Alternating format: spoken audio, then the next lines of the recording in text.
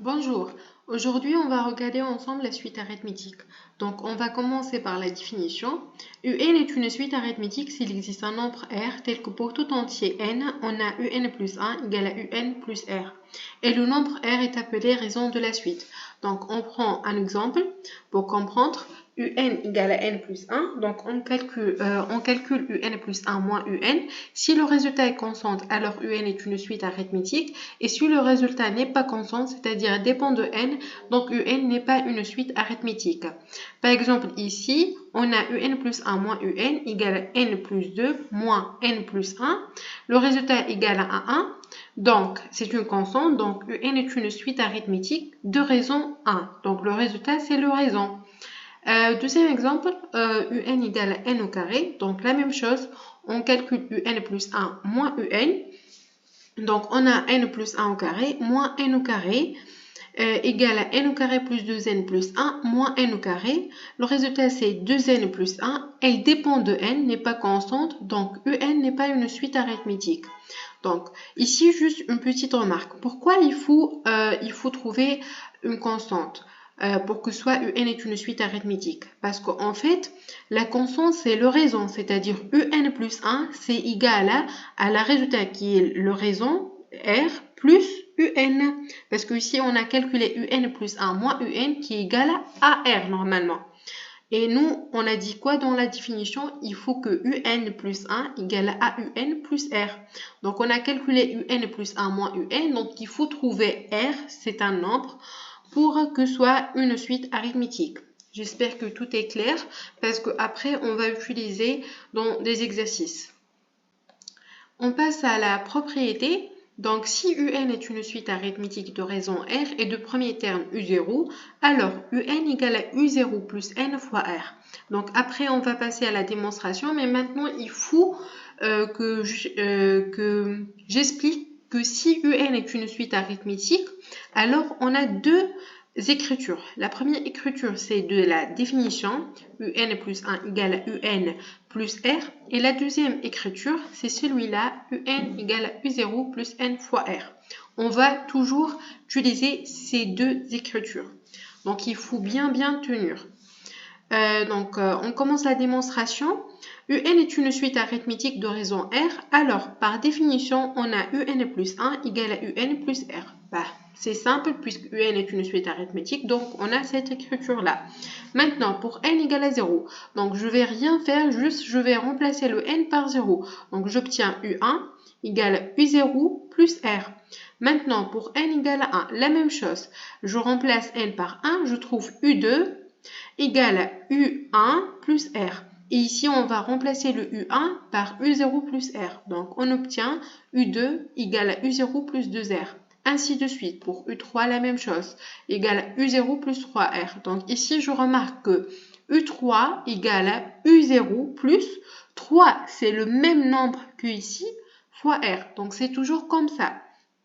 Donc, quand on met un égale à un moins 1 plus R, c'est-à-dire un égale à, un moins 1, c'est U0 plus n moins 1 fois R. Donc, un égale à U0 plus n moins 1 fois R plus R. Donc, ça fait NR. Donc, j'espère que tout est clair. Donc, on a bien prouvé cette écriture, cette deuxième écriture qu'il faut mettre dans la tête. Donc, si on a une suite arithmétique un, alors, par définition, on a un plus 1 égale à un plus R. Et par la propriété, on a un égale à U0 plus n fois R. On passe à une autre propriété. Donc, soit un est une suite arithmétique de raison R. Donc, si R est positif, alors un est une suite croissante. Et si R est négatif, alors un est une suite décroissante. Donc, démonstration. Un est une suite arithmétique de raison R. Alors, on a un plus 1 égale à un par R plus R. Donc, par définition, on va calculer un plus 1 moins un, qui est égal à R. Donc, si R est positif, alors un plus 1 moins un est positif. Donc, un plus 1 est plus grand que un. Et du coup, la suite un est croissante. Parce que ici, U1 est plus grand que U0, U2 plus grand que U1 et ainsi de suite. Donc la suite UN est croissante. On fait la même chose pour le deuxième cas, c'est-à-dire si R est négatif, donc UN plus 1 moins UN est négatif. Donc UN plus 1 est plus petit que UN et donc la suite UN est décroissante. Un exemple. On prend UN égale à 2n plus 5. Donc la première chose, on va montrer que UN est une suite arithmétique. Donc on calcule UN plus 1 moins UN. Si le résultat est constant, alors c'est une suite arithmétique. De raison le résultat. Donc ici on a calculé UN plus 1 moins UN. Donc on fait le calcul, on trouve 2. Donc UN est une suite arithmétique de raison 2. Et pourquoi c'est croissante? Parce que le raison est positif. Parce que le R est positif ici. C'est 2, c'est positif. Donc, deuxième exemple, UN égale à 3 moins 4N. Donc, on fait la même chose. On calcule UN plus 1 moins UN. Donc, égal à moins 4. Donc, ici, j'ai répondu en fait à 3 questions. Est-ce que UN est une suite arithmétique? C'est quoi le raison de UN? Est-ce que c'est croissante, décroissante, ni croissante, ni décroissante? Donc ici, on a trouvé le résultat constante, c'est-à-dire UN est une suite arithmétique. Et le raison, c'est égal au résultat, moins 4. Et puisque le raison est négatif, donc la suite UN est décroissante. Maintenant, on passe à une autre partie, somme de termes consécutifs d'une suite arithmétique. Donc, définition. Pour tout entier naturel, n et p, tel que p inférieur ou égal à n, on a up plus 1 plus jusqu'à un égale à nombre de termes fois premier terme plus dernier terme sur 2.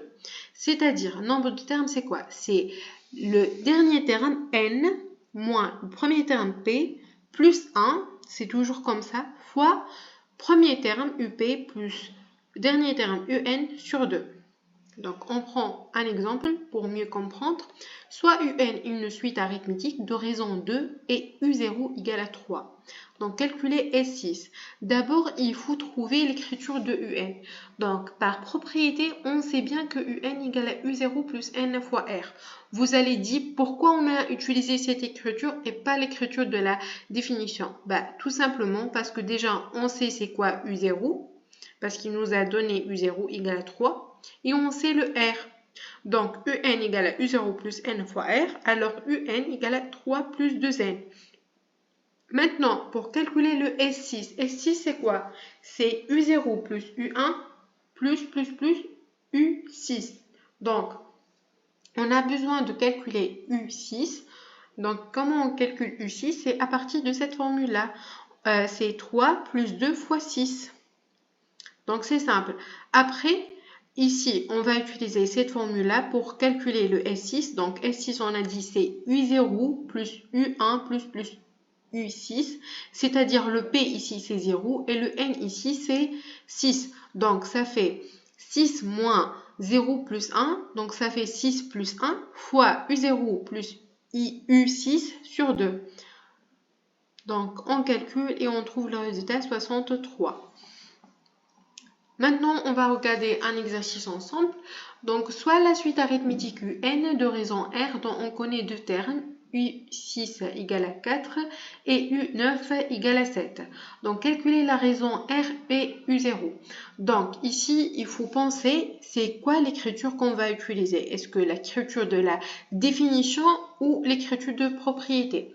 Donc, puisque UN est une suite arithmétique de raison R, alors on a UN égale U0 plus N fois R. Parce que si on va utiliser UN plus 1 plus UN plus R, on va être bloqué. On n'a pas UN, on n'a pas UN plus 1, bien sûr. Donc ici, on va utiliser celui-là, UN égale U0 plus N fois R. Et on va remplacer N par 6. Après, on va le remplacer N par 9. Puisqu'on sait bien c'est quoi U6 et c'est quoi U9. Donc, après, on va calculer U9 moins U6. Donc, U9 moins U6, c'est égal à U0 moins U0, ça part. Après, 9R moins 6R, ça reste 3R. Donc, on a U9 moins U6 égale à 3R. On remplace U9 par son valeur, qu'on sait bien, et U6 passe son valeur. c'est-à-dire 7 moins 4. Donc 3R égale à 3, donc R égale à 1. Déjà, on a trouvé le raison. Et de la même façon, on va calculer le U0. Donc, par cette formule-là, on fait N égale à 6. On trouve U6 égale à U0 plus 6, c'est-à-dire U0 égale à 6 égale à U6 moins 6, donc ça fait moins 2. Et donc, UN égale à N moins 2. Comment ça? Donc, on vient ici et on remplace U0 par moins 2 et le R par 1. Donc, on trouve UN égale à N moins 2. Maintenant, la deuxième question, calculer la somme des 11 premiers termes. 11 premiers termes, c'est-à-dire U0 plus U1 plus U11. Donc, il faut calculer U11. Comment on calcule U11? Par cette formule-là. C'est simple, donc on remplace le N par 11. 11 moins 2, ça fait 9. Après, on va utiliser notre formule de somme qui est N moins 1 à M. Je vous rappelle, c'est N moins P plus 1. Donc ici, le N, c'est le 11. Le P, ça fait 0. Donc 11 moins 0 plus 1, ça fait 11 plus 1, ça fait 12. Et après, c'est U0. U0, le premier terme, plus le dernier terme, sur 2. Donc, on fait le calcul et on trouve 42. Donc, on va s'arrêter ici pour aujourd'hui. Merci beaucoup et j'espère que vous avez bien compris et on se voit dans un autre vidéo. Au revoir.